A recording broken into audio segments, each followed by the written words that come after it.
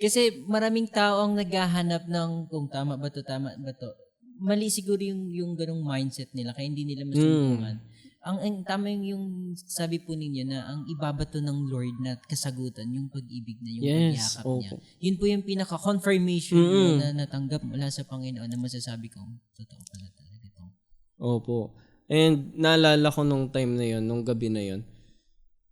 Wala naman akong naririnig na audible voice, walang ganun. Pero as I pray, sabi ko, Lord, totoo na ba talaga to? Totoo ka ba talaga? And then, supernatural talaga. Naramdaman ko yung pagyakap ng Panginoon.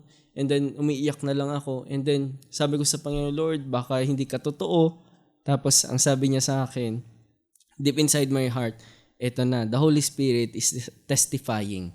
Ito yung ebidensya. Wala akong mapapakita sa iyo na kung ano-anong ebidensya, pero ito, yung love ang ebidensya ko. Amen. Yun yung pinaka-strong evidence na hindi encounter talaga. Nung ma-encounter Yes, mo opo. dito si Lord mag-speak hindi siya gagawa siya. Dito yun. Hindi sa iba. Si Lord mismo malalapit sa iyo. Siya mismo magpapakilala sa iyo. Opo. So, kanina, Pastor, nasabi mo na that you are ordained pastor already. Ngayon, na-question mo na ba yung pagkatawag sa iyo ng Panginoon? Ayaw po talaga. Maraming beses na